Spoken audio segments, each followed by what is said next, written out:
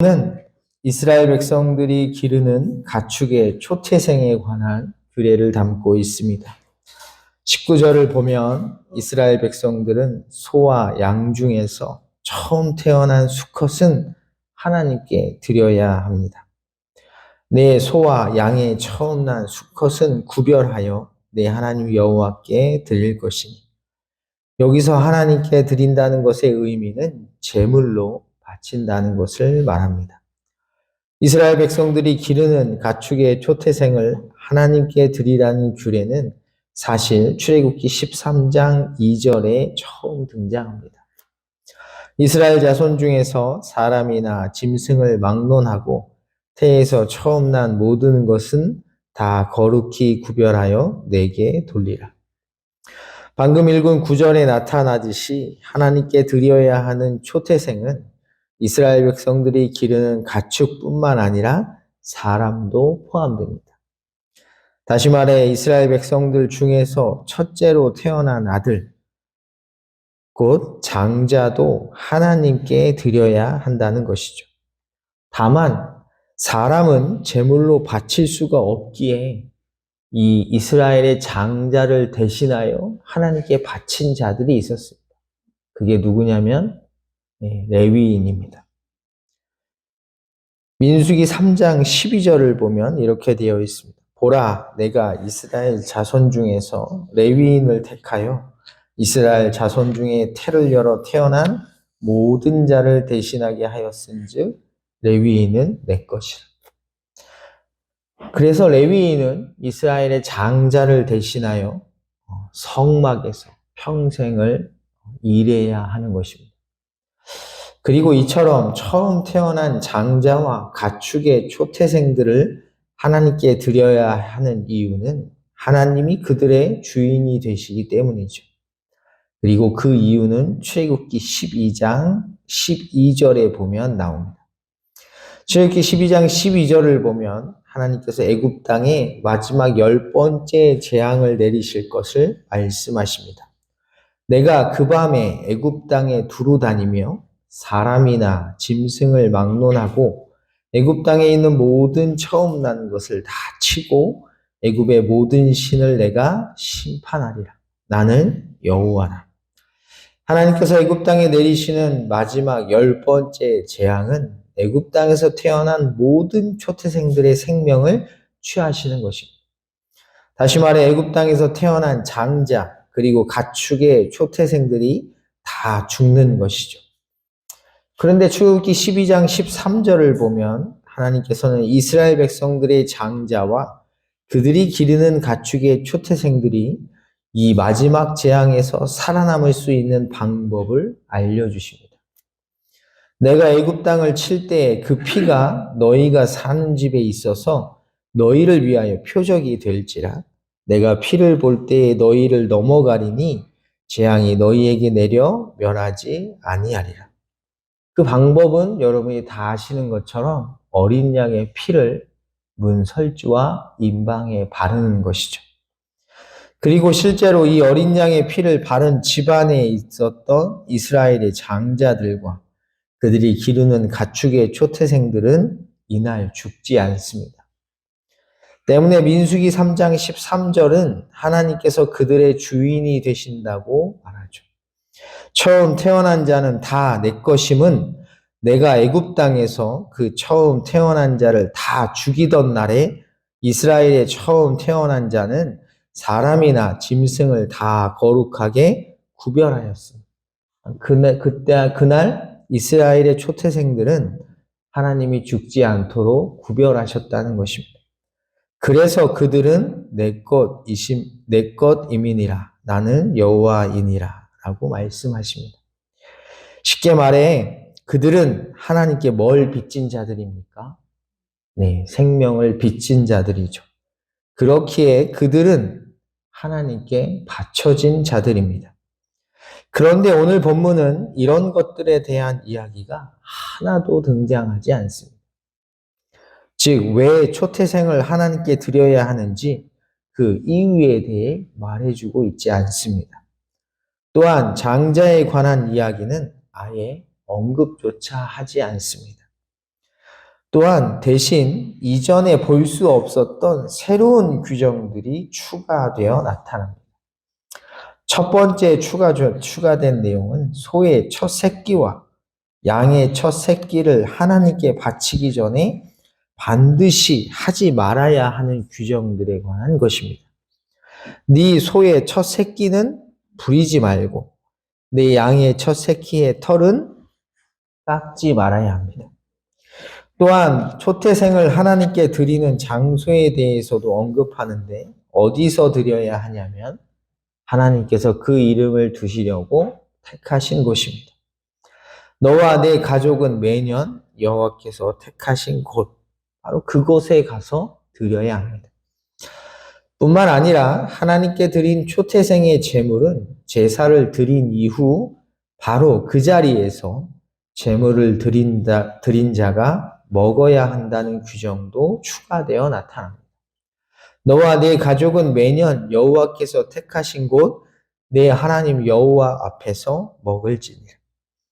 마지막으로 비록 초태생이라 할지라도 그 뭐가 있는 경우는 흠이 있는 경우는 하나님께 드릴 수 없다는 규정이 나옵니다. 그러나 그 짐승이 흠이 있어서 절거나 눈이 멀었거나 무슨 흠이 있으면 네 하나님 여호와께 잡아드리지 못할지니. 이 경우에는 하나님께서 그 이름을 두시려고 택하신 장소로 가서 드릴 수가 없습니다.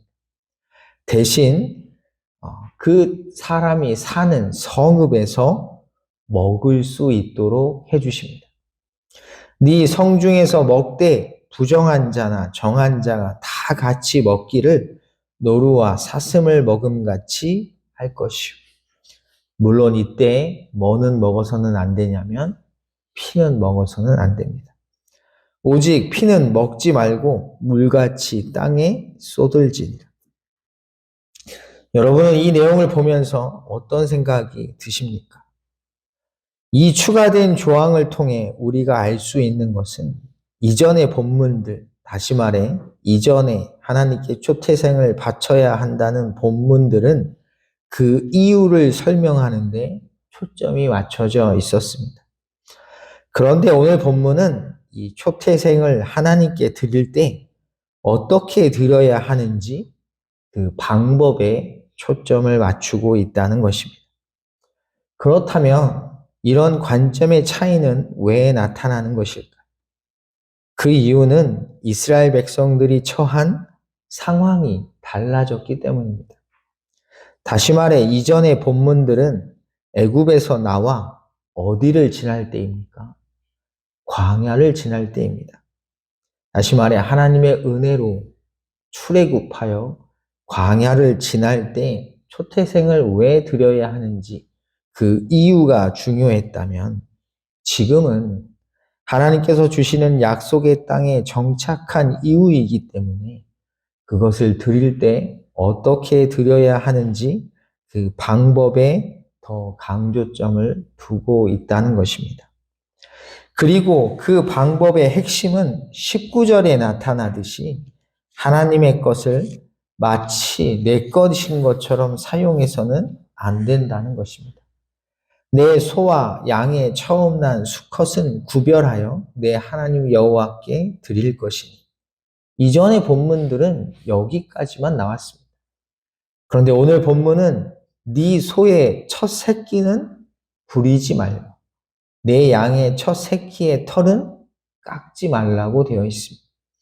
이전에는 첫 소와 양이 새끼를 낳아도 그 새끼를 뭐 할 수 없었습니까? 일을 시킬 수가 없었고 양의 털을 깎을 여유가 없었습니다. 하지만 지금은 그럴 수 있게 되었죠. 소와 양의 초태생의 주인은 하나님이시기에 사람은 결코 그것의 노동력을 사용해서는 안 됩니다. 양의 털을 깎아 위득을 취해서도 안 되죠. 그것들은 가장 최고의 상태로 누구에게 드려야 합니까? 하나님께 드려야 합니다.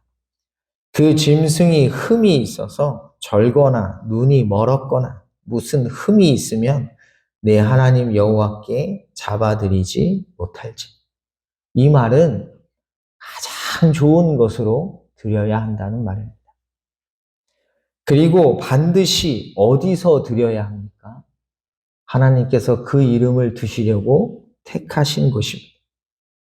이전에도 우리가 살펴봤지만 신명기에 들어와서 비로소 예배를, 제사를 어디서 드려야 하는지가 구체적으로 제시되는데 바로 하나님께서 그 이름을 두시려고 정하신 곳입니다. 왜 그렇게 정하시냐면 이방 민족과 구별하기 위해서입니다. 따라서 이전에는 초태생을 드려라까지만 강조했다면 이제는 그 약속의 땅에 정착한 이후 너희는 이방 민족과 구별되어야 하기 때문에 나에게 제사를 드릴 때 어떻게 드려야 하는지를 더 강조하고 있는 것입니다. 그들은 하나님께서 모든 민족들 중에서 특별히 선택한 거룩한 하나님의 백성입니다. 신명기 14장 1절과 2절에 나타나듯이 그들은 이방 민족과 구별되어야 합니다. 그리고 이는 신약 시대를 살고 있는 우리에게도 동일하다 할 수 있습니다. 사도 바울은 로마서 12장 1절에서 우리가 하나님 앞에 어떻게 예배를 드려야 하는지를 말해줍니다. 그러므로 형제들아 내가 하나님의 모든 자비하심으로 너희를 권하노니 너희 몸을 하나님이 기뻐하시는 거룩한 산 제물로 드리라. 이는 너희가 드릴 영적 예배니라. 우리는 하나님이 선택하신 당신의 아들 예수 그리스도 안에서 거룩한 당신의 자녀들로 택하신 주의 백성들입니다. 따라서 우리는 세상과 구별되어야 하고 세상 안에서 타협하지 않아야 합니다. 마땅히 거룩한 모습으로 우리의 삶이 하나님께 드려져야만 하나님이 우리를 기쁘게 받으신다는 것을 꼭 기억하셔서 언제나 하나님의 것을 마땅히 하나님께 드리시고 하나님께서 말씀하신 대로 하나님만을 섬기셔서 예배하셔서 하나님께 영광을 돌리시는 귀하고 복된 주님의 자녀들이 되시기를 주의 이름으로 간절히 축복합니다. 기도하겠습니다. 하나님 감사합니다.